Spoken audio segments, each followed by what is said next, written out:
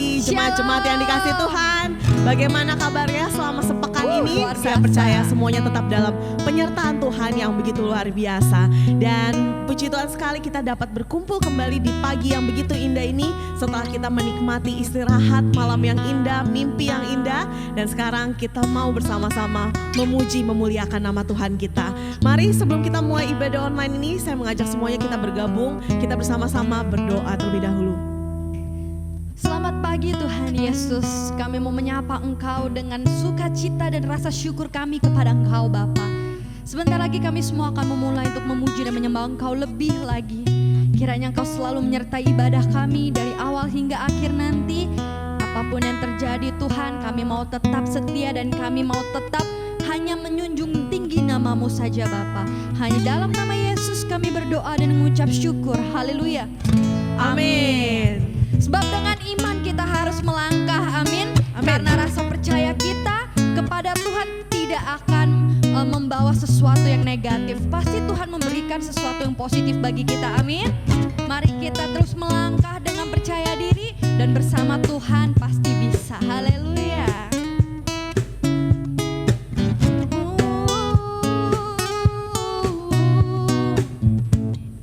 Tak mungkin bagi manusia, tapi itu pasti bagimu.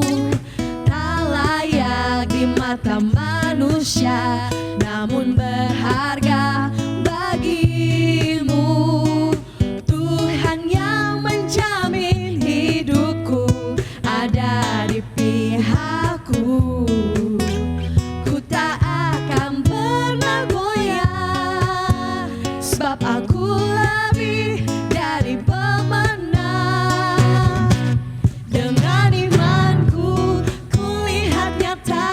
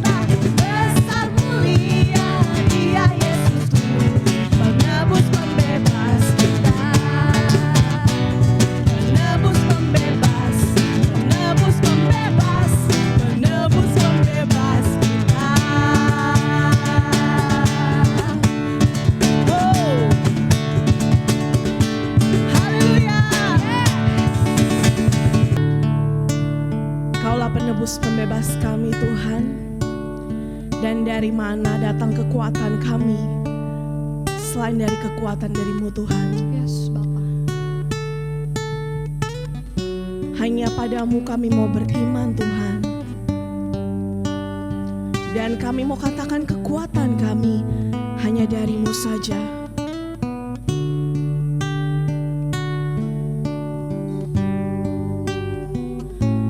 Kekuatan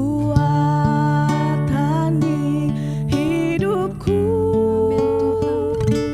ku dapat dalam Yesus. Dia tak pernah meninggalkan. Dia tak pernah tinggalkanku. Setia menopangku. Berserulah, berseru, berharap dalam Yesus.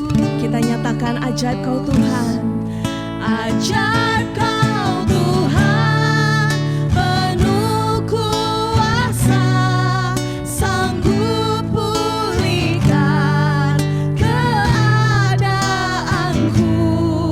Dalam tangan-Mu seluruh hidupku tak akan goyah selamanya.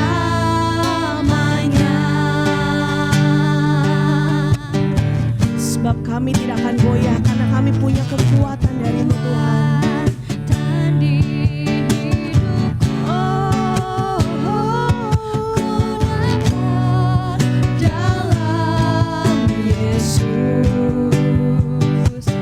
Dia tak pernah tinggalkanku.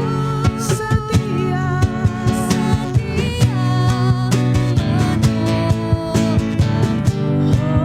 kami berseru,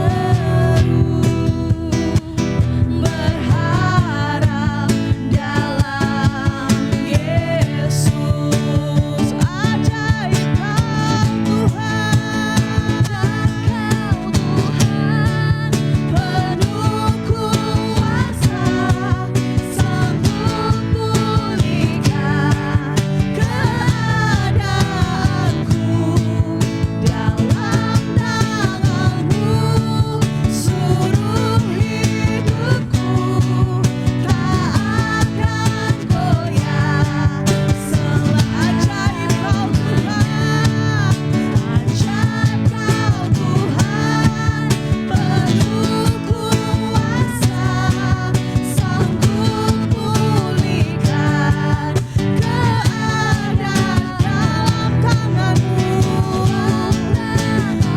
seluruh hidup kami tak akan goyah selamanya. Sama-sama kita katakan, ajaib Kau Tuhan, penuh kuasa, sanggup pulihkan keadaan. Apapun keadaan kita saat ini, berserahlah pada tangan Tuhan. Kami taruh Tuhan kehidupan kami, dan kami tahu Tuhan, kami tidak akan goyah selamanya. Ajaib Kau Tuhan, ajaib Kau Tuhan. Naikkan pujian ini. Kita nyatakan kuasa Tuhan yang begitu besar. Dia sanggup memulihkan setiap kehidupan kita saat ini, asal kita percaya kepadanya. seluruh hidupku. Tak akan goyah selamanya. Ajaib Kau Tuhan, penuh kuasa, sanggup pulihkan keadaanku. Dalam tangan-Mu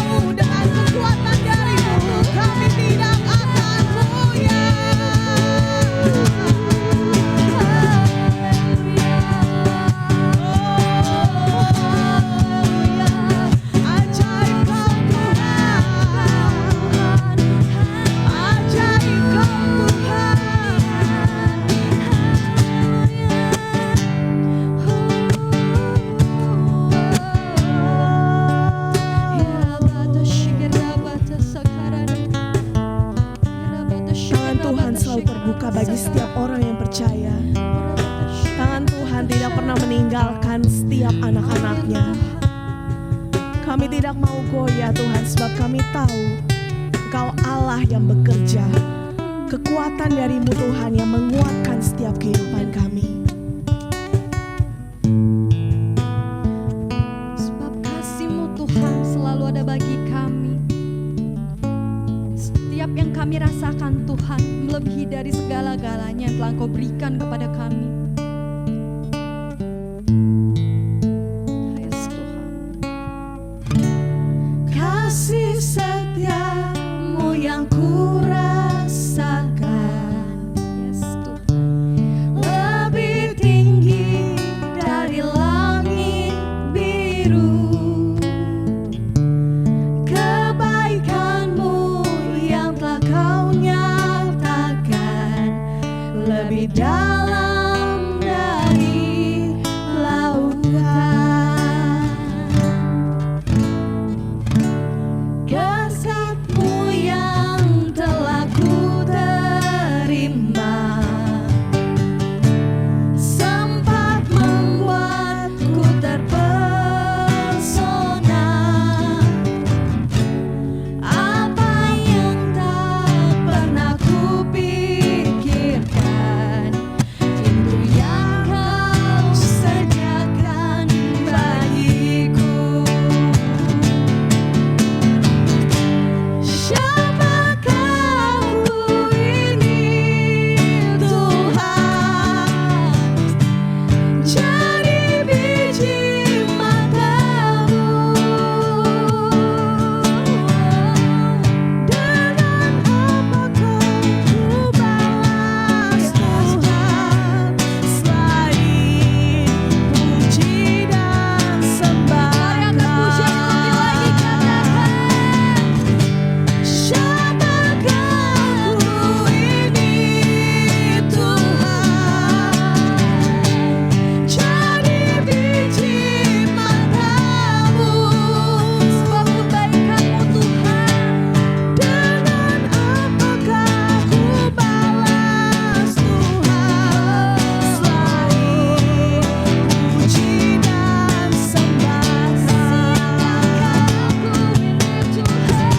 Siapakah aku ini Tuhan?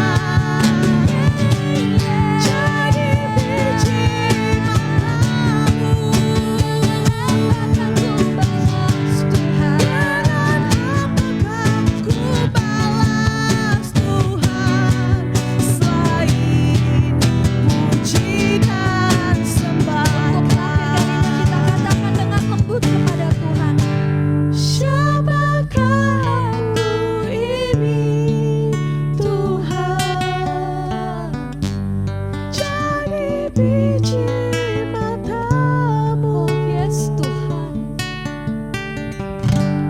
Dengan apakah ku balas Tuhan selain puji dan sembah Kau? Selain puji dan sembah Kau. Selain puji dan sembah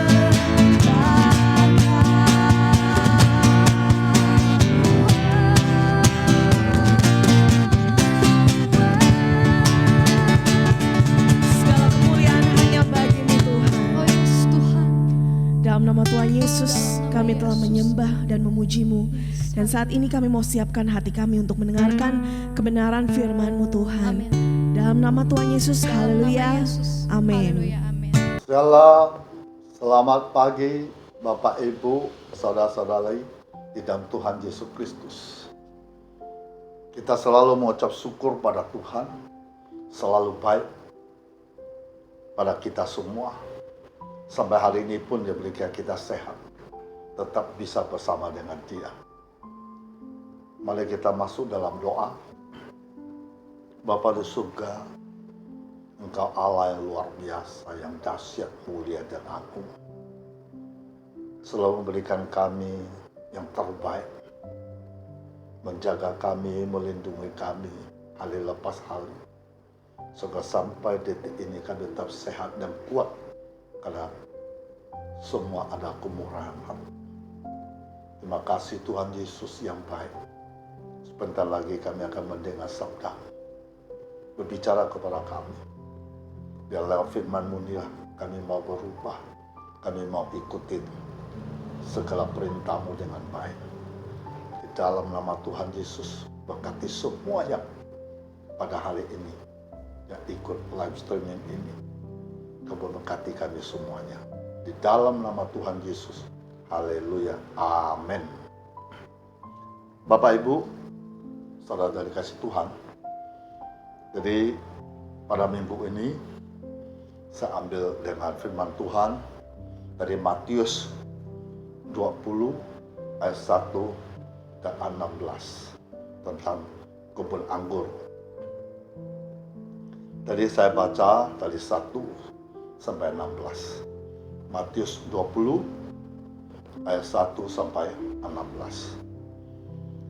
Adapun hal kerajaan surga sama seperti seorang tuan rumah yang pagi-pagi benar keluar mencari pekerja-pekerja untuk kebun anggurnya. Ayat 2. Setelah ia sepakat dengan pekerja-pekerja itu mengenai upah sedinar sehari, ia menyuruh mereka ke kebun anggurnya.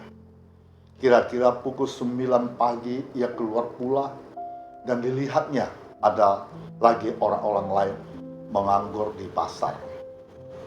Katanya kepada mereka, "Pergi jugalah kamu ke kebun anggurku, dan apa yang pantas akan kuberikan kepadamu."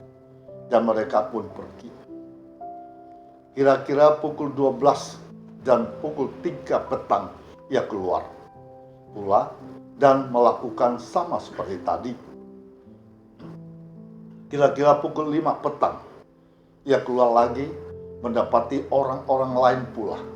Lalu katanya kepada mereka, "Mengapakah kamu menganggur saja di sini sepanjang hari?" Kata mereka kepadanya, "Karena tidak ada orang mengupah kami." Katanya kepada mereka, "Pergi jugalah kamu ke kebun anggurku." Ketiga hari malam, Tuhan itu berkata kepada manturnya, "Panggillah pekerja-pekerja itu, bayarkan upah mereka, mulai dengan mereka yang masuk terakhir hingga mereka yang masuk terdahulu." Maka datanglah mereka yang mulai bekerja kira-kira pukul 5 dan mereka menerima masing-masing 1 dinar. Ayat 10. Kemudian datanglah mereka yang masuk terdahulu, sangkanya akan mendapat lebih banyak, tetapi mereka pun menerima masing-masing 1 dinar juga. Ketika mereka menerimanya, mereka bersungut-sungut kepada Tuhan itu. Katanya, "Mereka yang masuk terakhir ini hanya bekerja 1 jam, dan engkau menyamakan mereka dengan kami yang sehari suntuk bekerja berat dan menanggung panas terik matahari." Tetapi Tuhan itu menjawab seorang dari mereka, "Saudara, aku tidak berlaku tidak adil terhadap engkau. Bukankah kita telah sepakat sedinar sehari? Ambillah bagianmu dan pergilah. Aku mau memberikan kepada orang yang masuk terakhir ini sama seperti kepadamu. Tidakkah aku bebas mempergunakan milikku menurut kehendak hatiku? Atau iri hatikah engkau karena aku murah hati? Demikianlah orang terakhir akan menjadi yang terdahulu, dan yang terdahulu akan menjadi yang terakhir." Bapak, Ibu, saudara-saudara dikasih Tuhan, ketika kita membaca di dalam Matius 20 dan 1 ayat 16, itu intinya, adapun hal kerajaan surga sama seperti seorang tuan rumah yang pagi-pagi benar keluar mencari pekerja-pekerja untuk kebun anggurnya.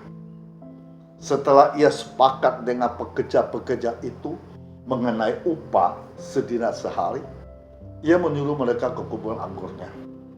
Kira-kira pukul 9 pagi ia keluar pula dan dilihatnya ada lagi orang-orang lain menganggur di pasar.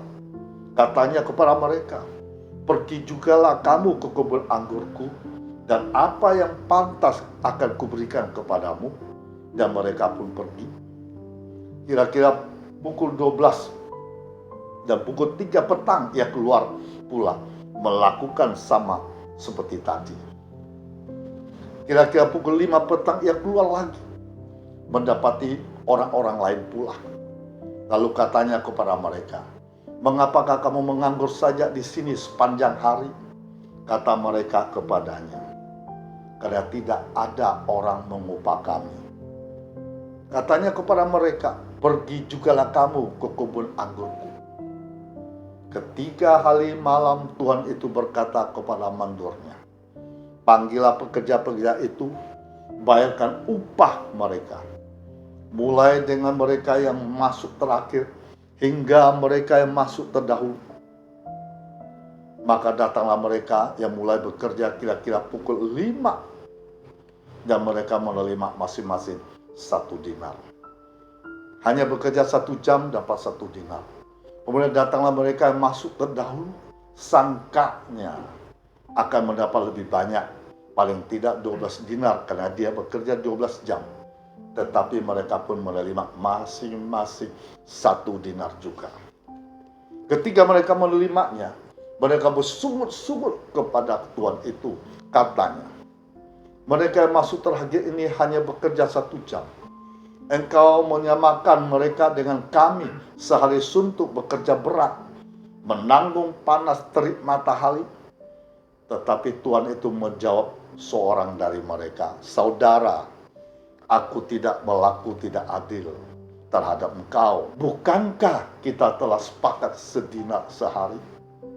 Ambillah bagianmu, pergilah.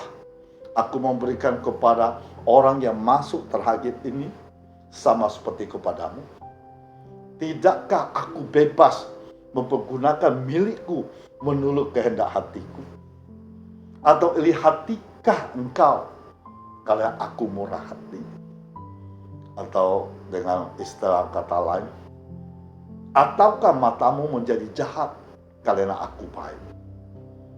Nah, Bapak, Ibu, saudara-saudari kasih Tuhan, bagaimana perasaan Bapak, Ibu, saudara-saudari saat membaca peumpama ini? Apakah reaksi Bapak, Ibu terhadap peumpama ini? Kalau menurut saya, kalau saya melihat orang pertama masuk bekerja awal merasa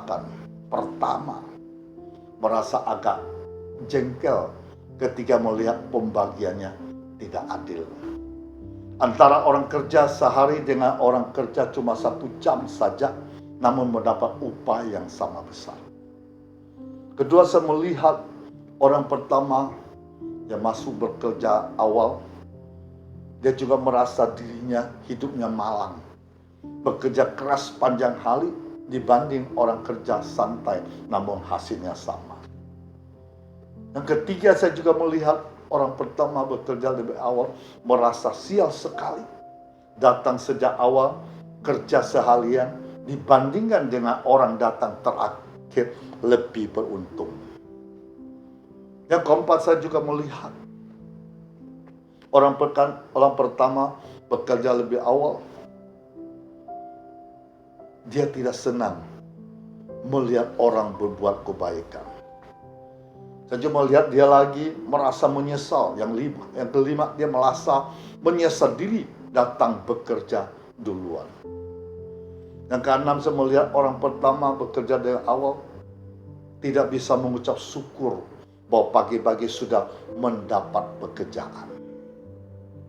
Yang ketujuh, orang pertama ini tidak menghargai hak orang lain. Yang kedelapan, saya melihat orang pertama bekerja lebih awal selalu menganggap kebaikan orang lain tidak didasari oleh keadilan. Orang pertama ada unsur kecemburuan dan iri hati. Yang ke-9, kecemburuan dan iri hati. Bapak, Ibu, saudara-saudari dikasih Tuhan Yesus, pada hari pagi ini Tuhan Yesus mengajarkan kepada kita supaya kita bisa berbuat pertama kebaikan terhadap mereka yang kekurangan, supaya kita bisa berbuat kebaikan terhadap mereka yang berada di tempat yang paling rendah. Tuhan tidak mau kita bekerja dengan santai dan malas. Yang ketiga. Yang keempat, Tuhan tidak mau kita saat bekerja dengan tidak sungguh-sungguh. Yang kelima, Tuhan tidak mau kita selalu ada keluhan apapun dalam pekerjaan. Keenam, Tuhan tidak mau kita suka membandingkannya dengan pekerjaan orang lain. Mereka pun bekerja juga. Yang kesembilan, Tuhan tidak mau kita kerja sambil menghitung-hitung waktu atau berkaitan jangka waktu pekerjaan orang lain. Yang kesepuluh, Tuhan mau kita mengerti hak bebas orang untuk berbuat baik kepada siapapun yang dihendakinya. Yang kesebelas, Tuhan mau kita memahami bahwa kebaikan adalah perkara kasih karunia-Nya yang tidak berhubungan dengan apakah pantas menerimanya atau tidak. Yang ke-12, Tuhan mau menyadari diri kita. Apakah kita bekerja sejak pagi hari atau kita bekerja pada sore hari, itu adalah kemurahan Tuhan. 13 terakhir, Tuhan menyadarkan diri kita bahwa kita tidak punya hak melalang orang bertindak sesuka hati dengan uangnya sendiri. Bapak, Ibu, saudara-saudara dikasih Tuhan, ada otoritas Allah memperlakukan setiap orang dengan seimbang, tidak peduli seberapa lama mereka telah bekerja, karena semuanya menerima upah 1 dinar. Atau Allah tidak peduli seberapa banyak atau sedikit pekerjaan yang kita lakukan, Allah akan memperlakukan setiap orang dengan seimbang. Mungkin Bapak, Ibu, saudara-saudari berpikir, jika demikian, tidak ada artinya dong kalau Allah tidak peduli seberapa besar atau seberapa kecil pengorbanan kita bagi Dia. Tuhan akan tetap memperlakukan setiap orang dengan sama rata. Apakah gunanya bekerja sepanjang hari? Lebih baik datang menjelang saat akhir saja. Bekerja selama 1 jam saja, kita semua akan mendapat perlakuan yang sama. Bukankah begitu? Bapak, Ibu, saudara-saudari di dalam Tuhan Yesus Kristus, seringkali saya juga mendengar orang-orang yang berkata demikian. Kalau aku menjalani hidup di dalam dosa dulu, nanti menjelang ajal aku akan menjadi orang Kristen. Sekarang ini aku bisa menikmati waktuku pergi tempat perjudian di Macau atau Las Vegas, bersenang-senang dengan para penari di sana, berjudi sesuka hati, menikmati dosa, menggelapkan pajak, menipu orang lain, menimbun kekayaan. Kemudian usia bertambah tua, namun kondisi fisik mulai menurun. Seperti ajal mulai mau menjemput, aku akan datang ke gereja, memanggil pendeta, dan bertobat menjadi Kristen. Ada orang juga berkata, tunggu sampai usia saya 50 tahun atau 60 tahun. Ketika rambut sudah beruban, baru saya datang ke gereja. Bapak, Ibu, saudara-saudari dikasih Tuhan, pertanyaan saya, apakah kita tahu umur hidup kita sampai kapan? Apakah kita tahu ketika berusia 50 tahun atau 60 tahun, kita masih cukup sehat untuk bisa datang ke gereja? Seandainya kita dipanggil pulang duluan, berarti kita tidak ada kesempatan bertobat, percaya kepada Tuhan Yesus. Ingat, kita tidak bisa menentukan umur panjang kita. Jangan mengira atau menyesal kalau kita menjadi Kristen sejak kecil atau sekarang. Untuk selanjutnya kita harus menjalani kehidupan Kristen. Jangan menganggap sejak dini kita menjadi orang Kristen, menguras keringat, bergumul untuk menjadi Kristen, menanggung segala beban serta terik matahari, kita hanya mendapatkan 1 dinar. Sementara orang lain bisa menikmati hidupnya di dalam segala kenikmatan dosa. Lalu datang di saat-saat terakhir, akhirnya dia juga menerima jumlah yang sama dengan upah kita dari Tuhan. Untuk apa saya membuang waktu selama 40 tahun memberitakan Injil, jika teman-teman saya boleh memperkaya diri di luar sana? Mereka juga orang Kristen. Mereka sedang menikmati kehidupan duniawi di saat kita sedang berkutat dengan kehidupan Kristen ini, melayani Tuhan dan memberitakan Injil. Dan nantinya mereka juga akan menerima 1 dinar seperti yang kita dapatkan. Inikah yang disebut sebagai kesetaraan atau keadilan. Bapak, Ibu, saudara-saudari dalam Tuhan Yesus Kristus, saya katakan tidak mungkin hal seperti ini diajarkan dalam perumpamaan ini. Alkitab berkata bahwa setiap orang akan dihakimi menurut perbuatan mereka. Kita buka Wahyu 20 ayat 12 sampai 15. Dan aku melihat orang-orang mati, besar dan kecil, berdiri di depan tata itu. Lalu dibuka semua kitab, dan dibuka juga sebuah kitab lain, yaitu kitab kehidupan. Dan orang-orang mati dihakimi menurut perbuatan mereka, berdasarkan apa yang ada tertulis di dalam kitab-kitab itu. Ayat 13, maka laut menyerahkan orang-orang mati yang ada di dalamnya. Dan kerajaan maut menyerahkan orang-orang mati yang ada di dalamnya. Mereka dihakimi masing-masing menurut perbuatannya. Ayat 14, lalu maut dan kerajaan maut itu dilemparkanlah ke dalam lautan api. Itulah kematian yang kedua, lautan api. Setiap orang yang tidak ditemukan namanya tertulis di dalam kitab kehidupan itu, ia dilemparkan ke dalam lautan api itu.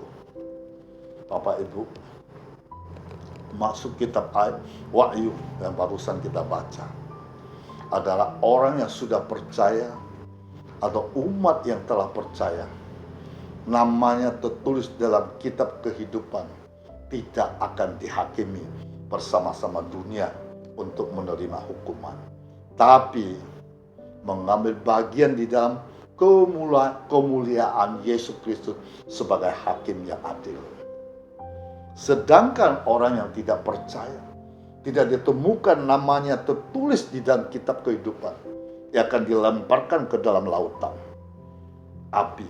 Itu artinya disiksa dalam neraka. Rangkuman dari perjanjian baru atau perjanjian lama menyimpulkan bahwa peumpamaan ini mengajarkan kita untuk bekerja tanpa mengharapkan imbalan apapun. Artinya kita disuruh pergi mencari pekerjaan tanpa imbalan apapun. Dengan kata lain, kita pergi bekerja tanpa pamrih, karena kita mengerjakan atas dasar kasih kita kepada Allah. Kesetiaan kita dalam melayani Tuhan seharusnya tidak didasari oleh imbalan apapun. Kesetiaan kita melayani Tuhan seharusnya tanpa pamrih. Itulah melayani Tuhan dengan tulus dan murni. Sebab Tuhan sendiri sebenarnya sudah memberikan segalanya buat kita. Tuhan sudah memberikan kepada kita anaknya yang tunggal. Tuhan sudah menyelamatkan kita dari dosa.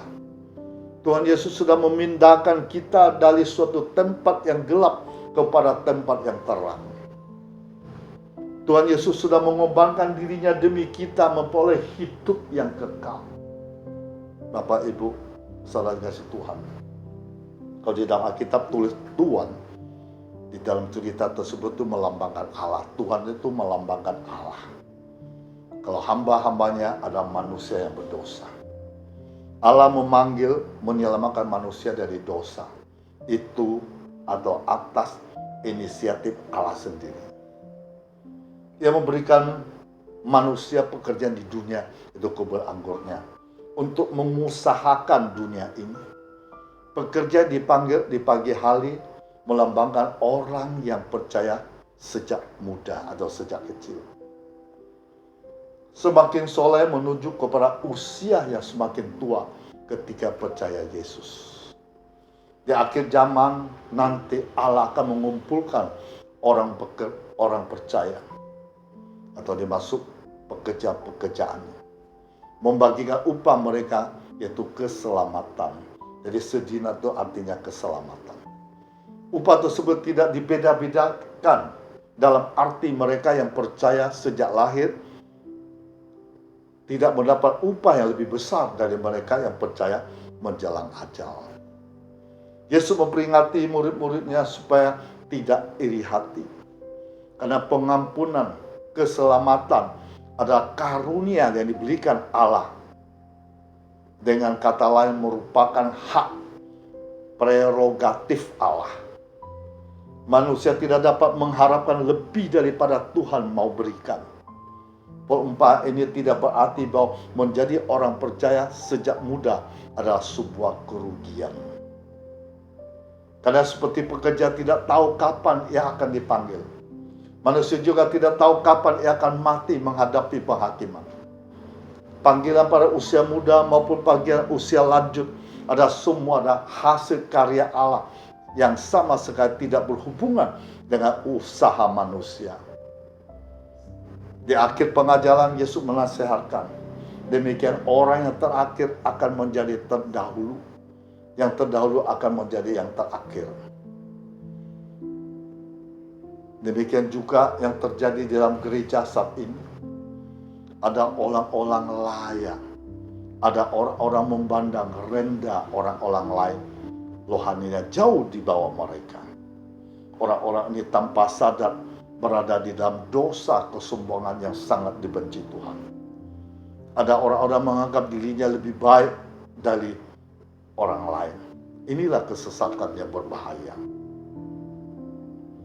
Biarlah perasaan superior secara rohani dapat dimatikan di dalam hati kita. Sebab mungkin Tuhan akan bangkitkan orang lain setelah kita dengan cara yang jauh lebih besar dari kita. Mungkin Tuhan akan memberi keutamaan kepada orang lain jika saat ini kita masih berada di pemberontakan dan dosa. Mungkin Tuhan akan memberikan posisi yang lebih kepada mereka yang baru menjadi Kristen, yang memilih dari kita. Biarkanlah kita membicarakan hati kita masing-masing. Adakah perasaan menganggap diri layak? Adakah perasaan memperhatikan diri sendiri lebih baik daripada spiritual orang lain? Adakah perasaan meremehkan orang lain? Jika ada, segera matikan sebelum dosa itu dibuka tutup untuk mengerogoti kita, akhirnya melepaskan kita. Apa yang terjadi pada diri kita, jikalau ternyata Tuhan memberikan apa yang sama kepada orang-orang yang sangat tidak pantas dalam melayani Tuhan, yaitu orang-orang baru, atau orang-orang melayani begitu kecil atau tidak berarti. Apakah kita bersuka cita karena Allah kita baik kepada mereka? Ataukah kita iri hati karena Allah kita baik untuk mereka? Orang yang kerohaniannya baik akan bersuka cita karena Allah baik kepada mereka yang tidak layak. Bapak, Ibu, saudara-saudari, sebelum firman saya sampai di sini, mari kita masuk dalam doa. Bapak, terima kasih, Engkau luar biasa. memberikan kami kesempatan demi kesempatan bisa mengikuti setiap minggu live streaming ini.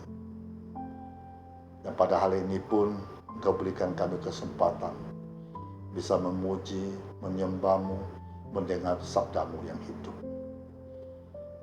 Terima kasih atas kebaikan-Mu Tuhan.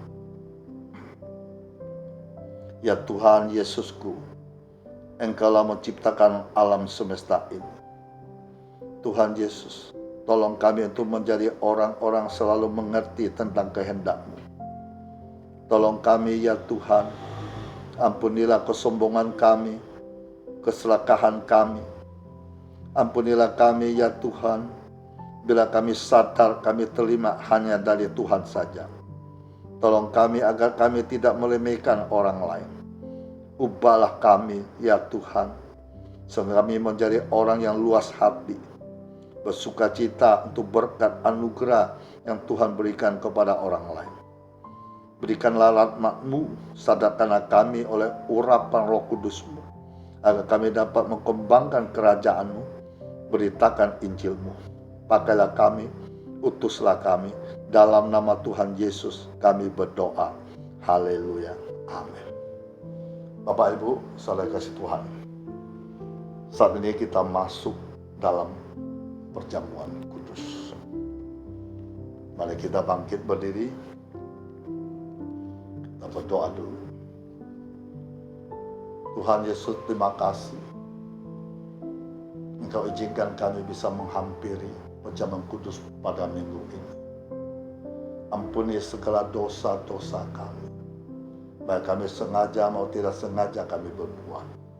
Layakkan kami pada pagi ini, supaya kami bisa mengikuti perjamuan kudus ini dengan baik. Di dalam nama Tuhan Yesus Kristus. Haleluya. Amin. Bapak Ibu, saudara kasih Tuhan, kalau kita ambil roti.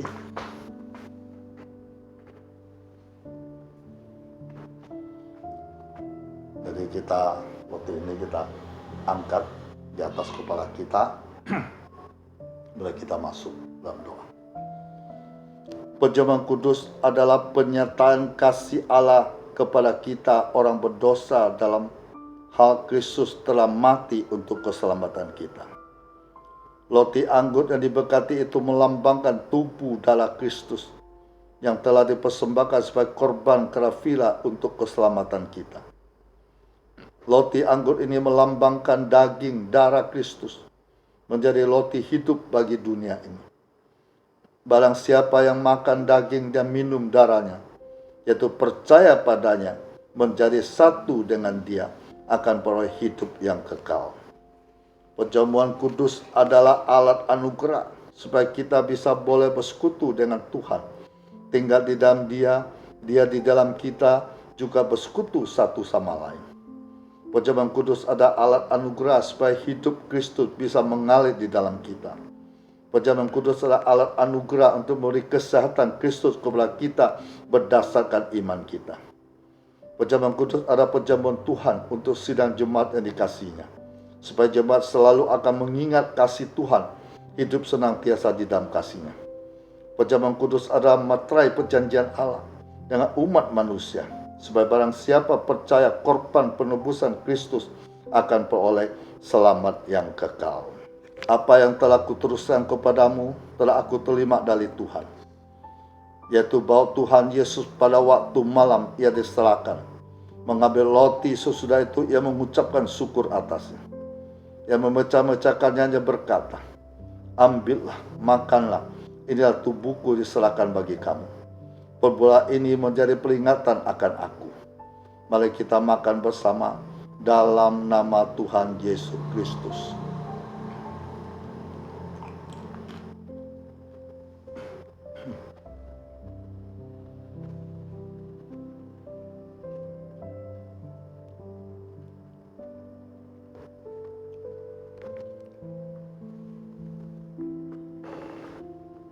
Mari kita juga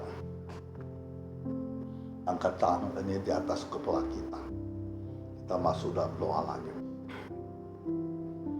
Demikian juga ia mengambil cawang sesudah makan lalu berkata, Cawan ini adalah perjanjian baru, dimateraikan oleh darahku, ditumpahkan bagi banyak orang untuk pengampunan dosa.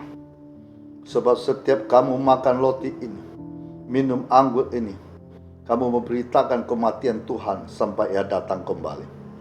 Perbuatlah ini setiap kali kamu meminumnya, menjadi peringatan akan aku. Mari kita minum dalam nama Tuhan Yesus Kristus. Haleluya.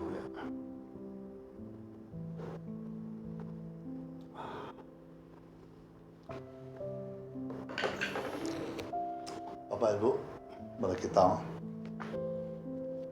masuk dalam doa, terima berkat Bapa kita di surga. Kita arahkan tangan kita ke atas. Jika kamu dengan sungguh-sungguh mendengarkan perintah kusampaikan kepadamu pada hari ini, sehingga kamu mengasihi Tuhan Allahmu, beribadah kepada dengan segenap hatimu, dengan segenap jiwamu, Tuhan akan memberi damai sejahtera. Keadilan akan melindungi, mengatur hidupmu. Tidak ada lagi kekerasan, kerentuhan, kutukan, sakit penyakit, perceraian, kemiskinan di dalam rumahmu. Tuhan takkan membiarkan kakimu goyah. Penjagamu tidak akan terlelap. Tuhanlah penjagamu, Tuhanlah naunganmu sebelah tangan kanan. Matahari tidak menyakiti engkau pada waktu siang, atau bulan pada waktu malam. Tuhan akan menjaga engkau terhadap segala kecelakaan yang akan menjaga nyawamu. Tuhan akan menjaga keluar masukmu dari sekarang sampai selamanya. Bagimu ada matahari tidak pernah terbenam, bulan tidak surut, sebab Tuhan akan menjadi penerang abadi bagimu. Hari-hari perkabunganmu akan bahagia. Yang paling kecil akan menjadi besar, yang paling lemah akan menjadi kuat. Sengsara akan dihibur, tawan akan dibebaskan, tengkulak akan dilepas, lemah hati akan dilawan. Setiap hari kamu menikmati sukacita abadi menjadi bagianmu. Keluargamu, anak cucumu akan terkenal, terhormat, terpuji dimanapun engkau berada. Dan engkau akan menikmati janji-janji Allah. Engkau akan menjadi mahkota keanggungan di tangan Tuhan. Bapak, Ibu, saudara-saudari, arahkan tanganmu ke atas. Terimalah damai sejahtera Allah Bapa kita di surga. Cinta kasih Tuhan Yesus Kristus tidak pernah berkesudahan. Persekutuan dengan Roh Kudus hari ini sampai Maranatha. Di dalam nama Tuhan Yesus, yang percaya katakan amin.